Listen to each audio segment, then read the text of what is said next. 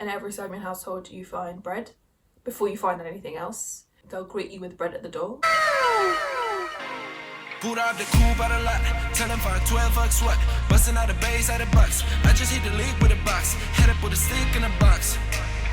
Boot out the whole damn city, I'ma get lazy. I got a mojo, these we dropping like 80. Hi guys, welcome back to my channel. Today we will be reviewing Serbian food. By reviewing, I mean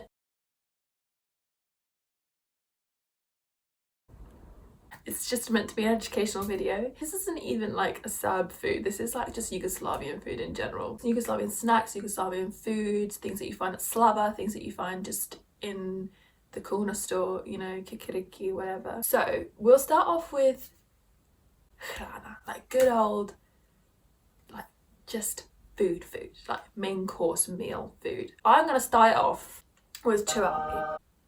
Okay, cevapi. And not just any cevap, okay? Specifically the ones found in Banja Luka. Like my dad's from Banja Luka and we go there nearly every summer, and those cevapi are unmatched. I have been out to other places in Yugoslavia, they've given me cevapi. I've been to places in London that are like Serbian food. Unmatched. There is no other place in this world that can give you a cevap like Banja Luka can. I'm gonna start off this video really strong and give it a 10. That's it. Okay. What the fuck? Proja.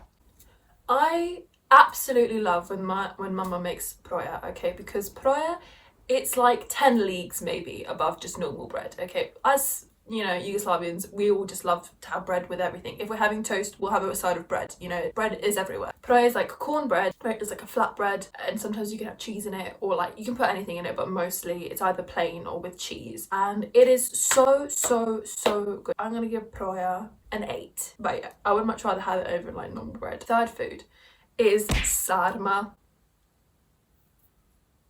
Bro, I come in front to you, sarma is one of my favorite things just to eat ever. I'll explain what it is to you. Yeah, it's kiseli kupus, which is like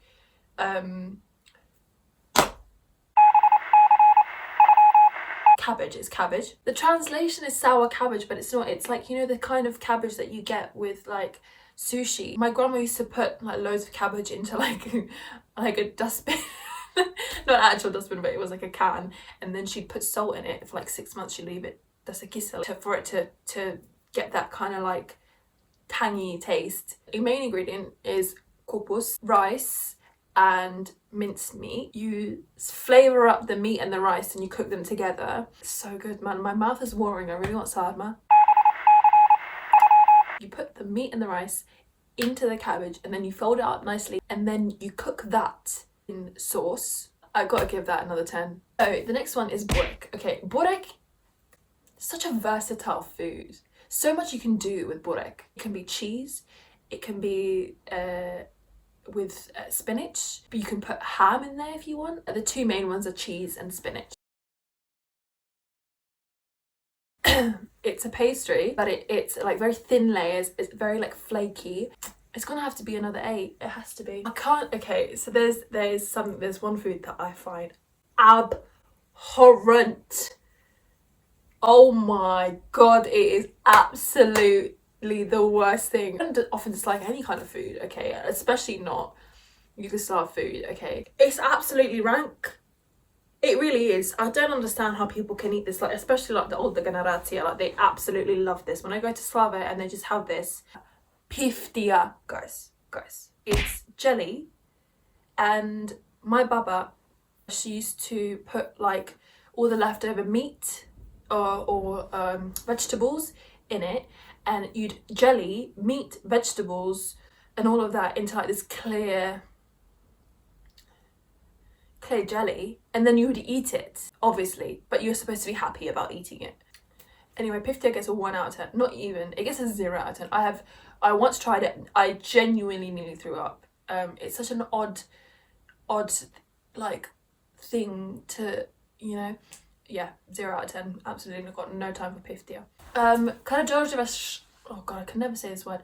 Karageorgieva schnitzler is what is it? A very thin slice of steak, and then it's breaded, and then you in the center you roll in cheese, kaymak, which is another sort of cheese. I love kaymak. Ham. The point is that it comes to you in like this like log basically, and then you cut into it, and then all the cheese and the kaymak and the ham comes out, and it's like, I mean, absolute diabetes on a plate, but I mean, a lot of people do enjoy it. It's not my favourite thing. I wouldn't, if I went to a restaurant, I wouldn't ever be like, please can you give me karageorgieva? It's like, okay, please. Maybe like a 6.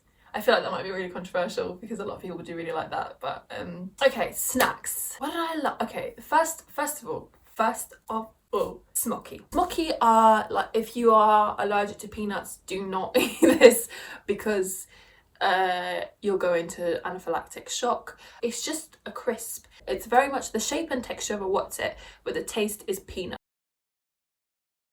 The next one is Eurocreme. Eurocreme is the Eastern European Nutella, but 10 times better, because you can decide how hazelnutty you want it or how chocolatey you want it, and it's half chocolate spread and half hazelnut spread. You just spread it on bread. In every Serbian household you find bread before you find anything else. They'll greet you with bread at the door. You can eat it if you want off a spoon. If you want to get diabetes, again, there's a running theme here with Serbian food and diabetes. Plasma keks. Plasma keks. Every Serb parent just loves to hand plasma keks to their kids. It kind of tastes like that really dead McVitie's biscuit that no one ever buys. McVitie's rich tea biscuits. It kind of is just, it tastes like that, but it just looks like a flat log compared to like a biscuit, you know? For that reason, I'm giving it like a 4 out of 10. I think that's all the things I can talk about. I feel like there's a lot more foods, but those are like the main ones when I think of Serbian food, what I was raised on. A lot of meat. Some people don't play about. We have things on the field, we have things on the farm, and we use it. So I hope that you like this video.